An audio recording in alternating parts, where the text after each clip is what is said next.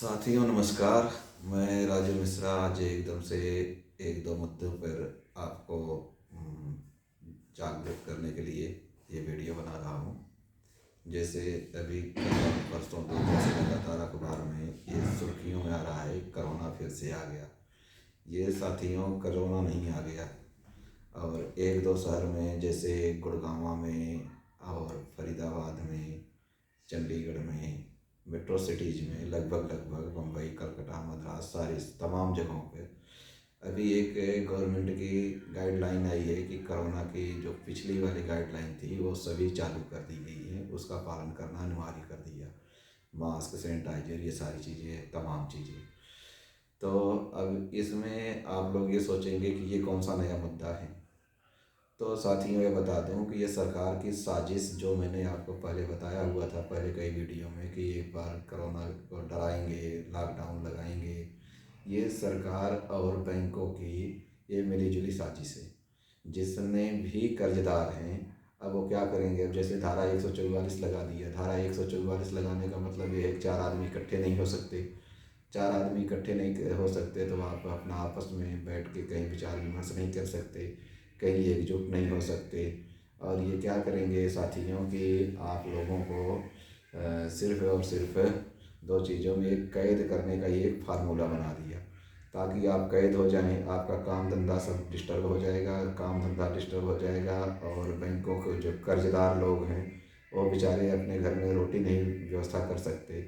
तो ऐसी स्थिति में क्या होगा, ज़रा आप सोच कर देखिए कि आपका बाज़ार का सारा काम बंद हो गया, इंटरनेट बंद हो गया, और आप लोगों से मिलना जुलना बंद कर दिए।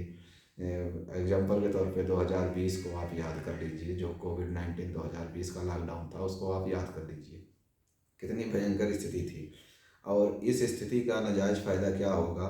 सरकार आपको कोई इमरजेंसी पीरियड का कोई रिलीफ नहीं देगी, उल्टा सरकार आपके ऊपर नकेल कसेगी। नकेल इस तरह से कसेगी जैसे कि आपका बैंकों का कुर्की होना वो तय, 101% वो तय मान लीजिए। क्यों, आपके पास पैसे नहीं होंगे, आप भूख मरोगे और आप बैंक की किस्त नहीं भर पाओगे।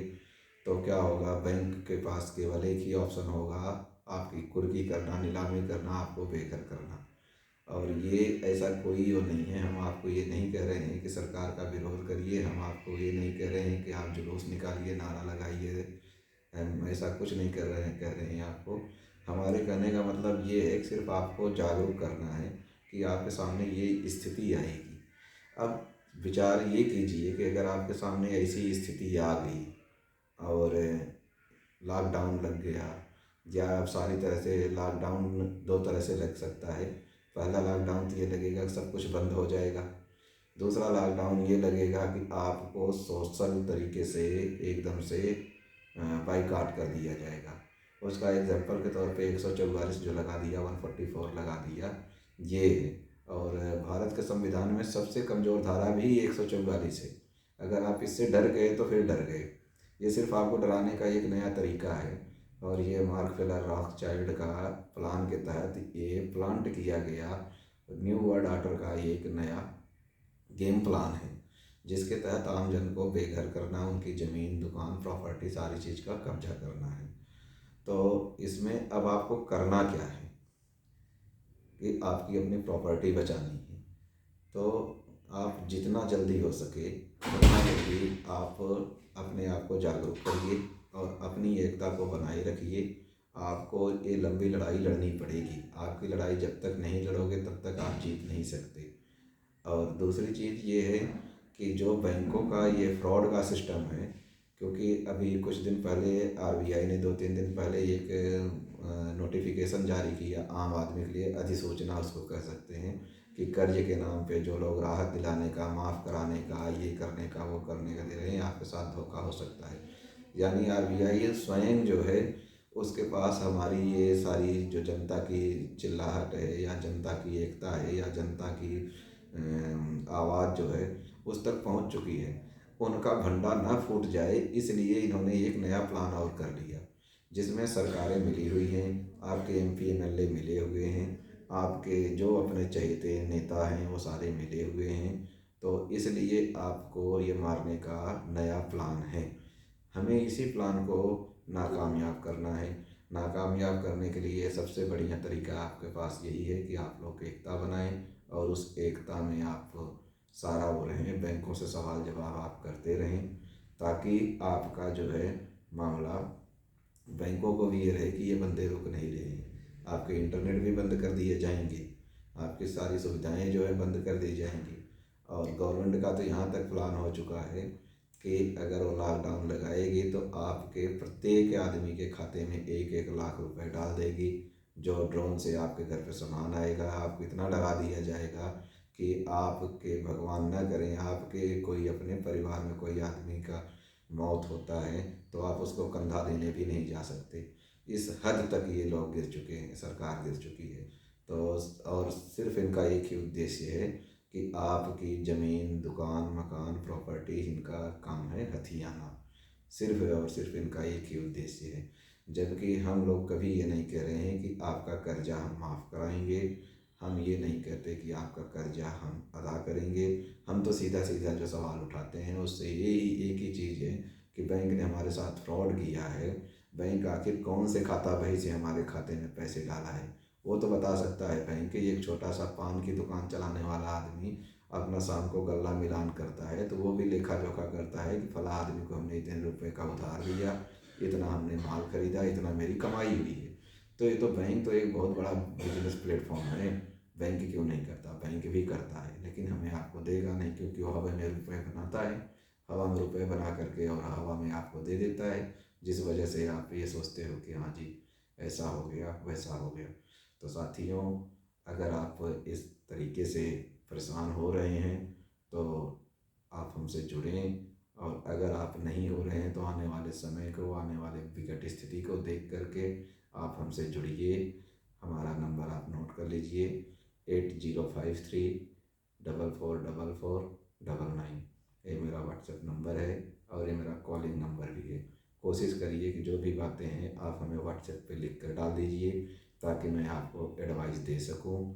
और दूसरी चीज़ ये कि हमारा कोई पेड सर्विस नहीं है कि हम कोई आपसे पैसे चंदा उगाही करने के लिए आपको ये बातें कर रहे हैं। हम सिर्फ आपको एक जन सेवा, जन भावना के हिसाब से आपको हम बता रहे हैं। आप अपने आप को प्रिपेयर्ड रखिए। अगली लड़ाई कैसे लड़ना है ये हम मिलजुल करके अपना रूपरेखा बनाएंगे। दूसरी एक बात और आपको बता दें कि जो भाई हरियाणा, पंजाब, राजस्थान और देश से हैं, आप एक काम कीजिए कि आपके गांव में, आपके घर में जितने भी कर्जदार हैं, जिनका घर, मकान, दुकान, प्रॉपर्टी, ज़मीन, सारी चीज़ें कुर्की के ऊपर आ रही हैं, या बैंक में खाता जमा, पैसे जमा नहीं किए, एनपीए हो गया या एनपीए के कागज़ार पे, उनका आप लिस्ट बनाइए। और वो लिस्ट बना करके आप हमारे पास मेरे नंबर पे 8053444499 पे आप हमें व्हाट्सएप कर दीजिए, ताकि इसकी हमारी कोर कमेटी को देख करके अच्छे से इसका रूपरेखा बनाएं और प्रत्येक आदमी का घर, ज़मीन, दुकान, मकान, सारी कुछ बचाया जा सके। यही आपसे निवेदन है। और एक और छोटा सा निवेदन है जो छोटे और मझले किसान के लिए है। जो आजकल किसान भाई हमारे बॉर्डर पर बैठ के धरना प्रदर्शन कर रहे हैं और सरकार से एमएसपी की मांग कर रहे हैं, हम उसका भी समर्थन करते हैं। लेकिन इसके साथ साथ मैं किसानों को एक और मुद्दा की तरफ ध्यान दिलाना चाहूँगा। जैसे जो बड़े किसान हैं और छोटे किसान हैं, सबका ज़मीन जो है बैंक में गिरवी पड़ी हुई है, जो कि केसीसी के नाम पे है। और केसीसी भी एक बहुत बड़ा जाल है किसानों का, जो बैंकों ने बना रखा है उनका ज़मीन हथियाने का। तो बड़े किसान तो उसमें सरवाइव कर जाते हैं। मान लीजिए 50 किले के ज़मींदार हैं, 10 किले की फसल ख़राब हो गई उनकी तो 40 किले की बच गई, तो अपना ब्याज वगैरह भर के सरवाइव कर जाते हैं। अब जिसके पास कुल ही 2, 3, 5 किले ज़मीन है, वो बेचारे क्या करते हैं, उनका अगर फसल ख़राब हो गई तो उनको बीमा टाइम पे मिलता नहीं और बैंक अपना कार्रवाई कर देता, जबकि बीमा भी बैंक को ही देना होता है।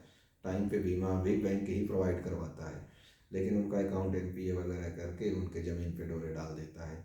तो इससे भी बचने के लिए छोटे किसान जो भी हैं, जो इस तरह के दलदल में फंसे हुए हैं, वो भी हमसे मिल सकते हैं। इसी के साथ साथियों, जय हिंद, जय भारत, वंदे मातरम। राजू मिश्रा, आप सबका सेवक। और मेरा मोबाइल नंबर आप नोट कर लीजिए। कीजिए 8053444499। धन्यवाद साथियों, जय हिंद।